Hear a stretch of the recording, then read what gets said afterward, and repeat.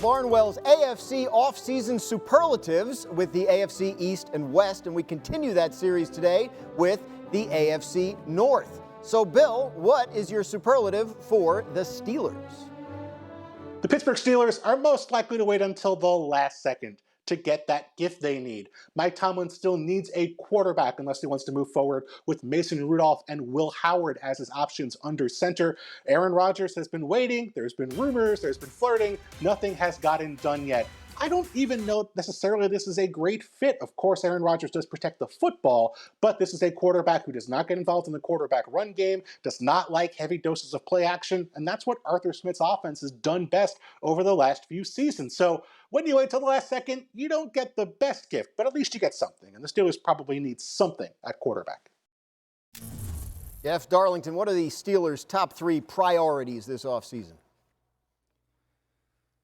Well, I think we all know what number 1 is, Dan, and that is some clarity at the quarterback position.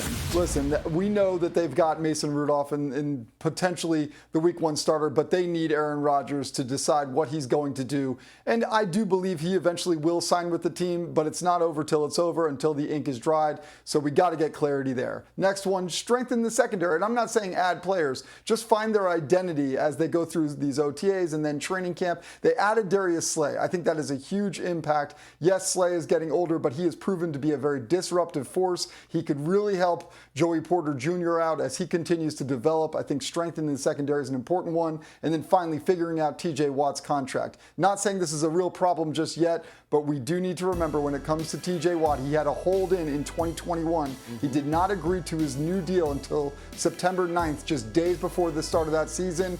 Could that happen again through training camp? This is a team that potentially will have a new quarterback. They need to rely on leadership on defense. They've got to get that TJ Watt situation figured out sooner rather than later. Lots of questions in Pittsburgh. Another team that has quarterback questions is the Cleveland Browns. So, Bill Barnwell, what is the Browns' offseason superlative? The Cleveland Browns are most likely to pepper the wall and hope something sticks. No surprise they went after a quarterback during this offseason with Deshaun Watson injured.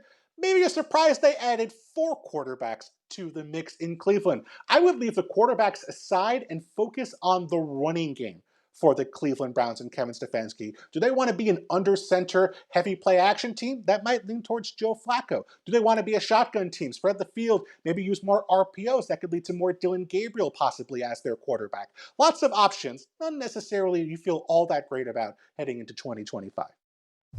Stefanski talked about his quarterbacks to ESPN Cleveland, and he said the big thing for us is making sure we give the guys enough reps that they need, making sure that they have enough. It's twofold. They're learning the system, they're developing, and we're evaluating them. We're finding out about them.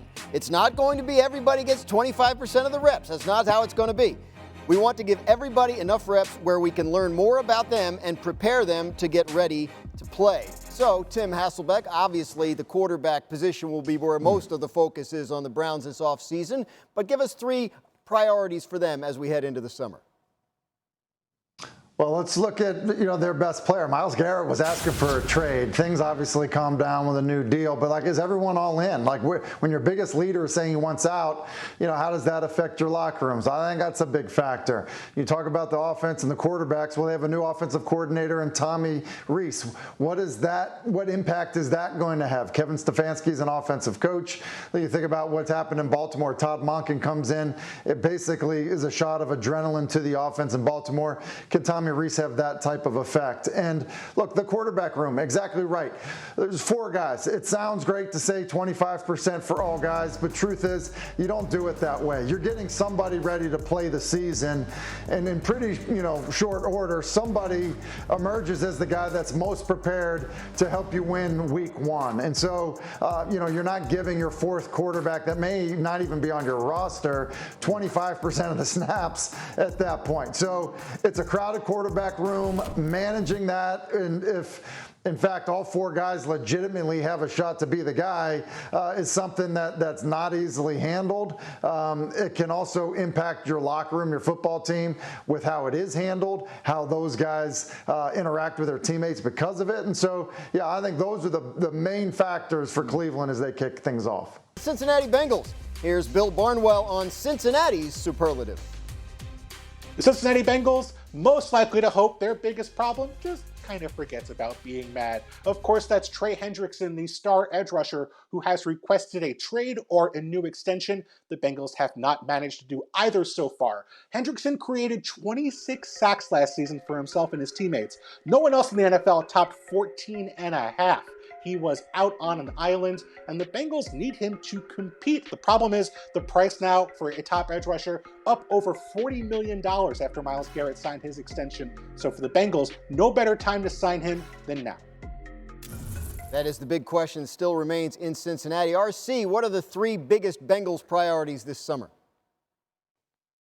Well, obviously, the first one is Trey Hendrickson. Trey Hendrickson is an absolute dog. We should be talking about him being paid amongst the highest of edge rushers, and we know what Myles Garrett just signed for. And so to have him having to debate or haggle or hassle over getting his money is not a good look for the Cincinnati Bengals, who seemingly got over their "we're too cheap to pay people" sort of mantra there. And I think secondly, it's Al Golden. Will this defense coordinator be able to put his imprint on this team? Lou Anarumo, the longtime DC, is now gone to Indianapolis. Al Golden comes from Notre Dame with a heavy man-to-man sort of scheme. Can he get this defense playing at a high level? And lastly, what have you done the last few off seasons? Because whatever it is, don't do that junk no more. You have to figure out a way to start this season off much more quickly. We know who Joe Burrow is. We know how he finds a way to finish, but they have to start faster when you're in a conference that has the likes of the Kansas City Chiefs, the Baltimore Ravens, the Buffalo Bills.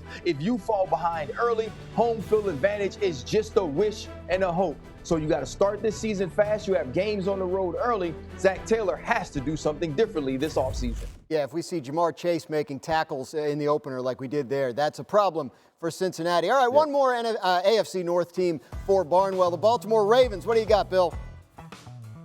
For the Ravens, most likely to sign a player after June 1st. Why are they going to wait after June 1st? The compensatory pick formula. They have 2 picks coming.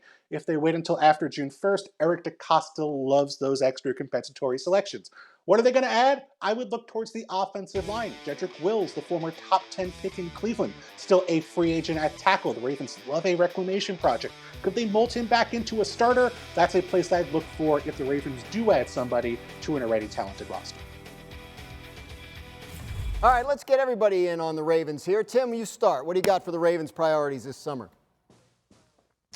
Listen, I think that because of the growth we've seen from Lamar Jackson as a passer, we've seen the way the team has, kind of addressed things and don't necessarily need to, kind of build around him. Let him elevate the play of people around him. I think you've seen that in some ways. Just look at Isaiah Likely. Was a guy that kind of came in, in replacement of Mark Andrews. He eventually is going to be the number one tight end there. And I think when you can kind of beat the market by having young players elevate their play because you've got an absolute superstar quarterback, you can start to address other areas. Well, speaking of addressing other areas, the question this offseason was how would they address this? You're good, Ryan. My guy, hold on one second. I'll go real quick and then you go. I'll talk about this secondary and the fact that they needed to bolster this going into the offseason. They did exactly that by drafting Malachi Starks with that first-round pick and adding to Kyle Hamilton in that secondary. But I do know that they still need to find ways to create more of a cohesive group. They need to find a way to make sure that they put that group together because at the start of last season, they were pretty dreadful in pass defense. They at least did address it when it comes to the safety position.